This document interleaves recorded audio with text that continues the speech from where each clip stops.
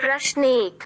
कवि बादल से फुहार, रिमझिम या बरसने के स्थान पर गरजने के लिए कहता है, क्यों? उत्तर कवि बादल से फुहार, रिमझिम या बरसने के स्थान पर गरजने के लिए इसलिए कहता है क्योंकि बादल के गर्जन से प्राणियों में फुहार, वर्षा आदि की आशा जाग जाती है तथा उनमें उत्साह भर जाता है। प्रश्न 2। कविता का शीर्षक उत्साह क्यों रखा गया है?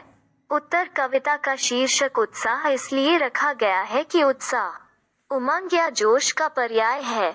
बादलों को उमड़ता तथा गर्जन करता हुआ देखकर प्राणियों में उत्साह भर जाता है। प्रश्न 3। कविता में बादल किन किन अर्थों की ओर संकेत करता है? उत्तर कविता में बादल प्यासी धरती की प्यास बुझाने, नवीन अंकुर के लिए विध्वंस, विप्लव तथा क्रांति चेतना को संभव करने वाले अर्थों की ओर संकेत करता है। प्रश्न 4। शब्दों का ऐसा प्रयोग जिससे कविता के किसी खास भाव या दृश्य में ध्वन्यात्मक प्रभाव पैदा हो, नाद सौंदर्य कहलाता है। उत्साह कविता में ऐसे कौन से शब्द हैं जिनमें नाद सौंदर्य मौजूद है? छांट कर लिखें। उत्तर उत्साह कविता में नाद सौंदर्य वाले शब्द निम्न प्रकार हैं। 1। घेर घेर घोर गगन धारा धरो, ललित ललित काले घुंघराले। 2। विकल विकल उन्मन थे उन्मन। 3। आए अज्ञात दिशा से अनंत के घन। प्रश्न 5। जैसे बादल उमड़ घुमड़ कर बारिश करते हैं वैसे ही कवि के अंतर्मन में भी भावों के बादल उमड़ घुमड़ कर कविता के रूप में अभिव्यक्त होते हैं। ऐसे ही किसी प्राकृतिक सौंदर्य को देखकर अपने उमड़ते भावों को कविता में उतारिए। उत्तर चारु चंद्र की चंचल किरणें खेल रही हैं, जल थल में स्वच्छ चांदनी बिछी हुई है, अवनी और अंबर तल में पुलक प्रकट करती है धरती, हरित तृणों के झोंकों से मानो झूम रही है तरु भी मंद पवन के झोंकों से। प्रश्न 1। छायावाद की एक खास विशेषता है अंतर्मन के भावों का बाहर की दुनिया से सामंजस्य बिठाना। कविता की किन पंक्तियों को पढ़कर यह धारणा पुष्ट होती है? लिखिए। उत्तर छायावाद की प्रमुख विशेषता है कि अंतर्मन के भावों का बाहर की दुनिया से सामंजस्य बिठाना। अट नहीं रही है, कविता में भी यह विशेषता है।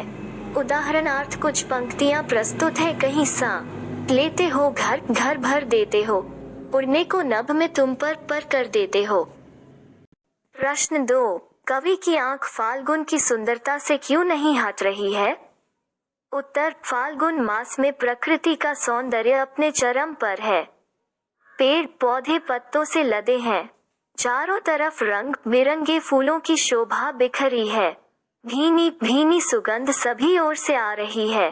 प्रकृति की सुंदरता इतनी मनोरम है कि उससे कवि की आंख हटना नहीं चाहती है। प्रश्न 3। प्रस्तुत कविता में कवि ने प्रकृति की व्यापकता का वर्णन किन रूपों में किया है? उत्तर प्रस्तुत कविता में कवि ने प्रकृति की व्यापकता का वर्णन फाल्गुन मास की अलौकिक शोभा के माध्यम से अनेक रूपों में किया है। इस मास में पेड़ पौधों पर रंग बिरंगे फूल खिलकर सुगंध फैलाने लगते हैं। इस सुगंध से हमारा तन मन पुलकित होने लगता है। पेड़ों पर हरे पत्ते एवं लालिमा लिए हुए नवीन और प्रकृति की व्यापकता फैल जाती है। कोपलें आने लगती हैं जिनकी शोभा निराली होती है। प्रश्न 3। फाल्गुन में ऐसा क्या होता है जो बाकी ऋतुओं से भिन्न होता है? उत्तर फाल्गुन में वसंत ऋतु आती है। इस समय पेड़ पौधे हरे लाल पत्तों रंग बिरंगे फूलों से लदे होते हैं, चारों ओर भीनी भीनी सुगंधित हवा चलती है, न सर्दी होती है न गर्मी, मौसम मनोहर होता है, पक्षी चहचहाते रहते हैं। यह ऋतु ऋतुओं की राजा मानी गई है। इतना सुहावना तथा मनोहर वातावरण अन्य किसी ऋतु में नहीं होता है, इसीलिए फाल्गुन अन्य ऋतुओं से भिन्न होता है। प्रश्न 5। इन कविताओं के आधार पर निराला के काव्यिक शिल्प की विशेषताएं लिखिए। उत्तर इन कविताओं के आधार पर निराला के काव्यिक शिल्प की विशेषताएं निम्न प्रकार हैं। 1. इन कविताओं में प्रकृति का मानवीकरण किया गया है। 2 भाषा समास युक्त एवं तत्सम तद्भव शब्दों से युक्त है। 3 पुनरुक्ति प्रकाश, मानवीकरण तथा अनुप्रास अलंकार की प्रधानता है। 4 संबोधन शैली का प्रयोग किया गया है। 5 पंक्तियों में लयात्मकता विद्यमान है। 6 भाषा सरल, सहज तथा प्रसंगानुकूल है। 7 फागुन मास तथा बादलों का प्राकृतिक चित्रण है। प्रश्न 6, होली के आसपास प्रकृति में जो परिवर्तन दिखाई देते हैं उन्हें लिखिए।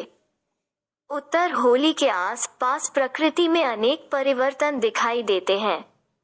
जैसे 1 बसंत ऋतु का मौसम छा जाने से पेड़ों के पुराने पत्ते गिरने लगते हैं तथा नवीन पल्लव विकसित होने लगते हैं। 2 चारों ओर का प्राकृतिक वातावरण सुहावना लगने लगता है। 3 होली के आसपास धूप अच्छी निकलने लगती है तथा पेड़ों पर फूल फल आने लगते हैं। 4 पशु पक्षी भी प्रसन्नता का भाव अनुभव करते हुए से प्रतीत होते हैं। 5 इस काल में दिन न तो अधिक बड़े होते हैं न अधिक छाट। 6 आम मंजरी से आम के बाग महकने लगते हैं।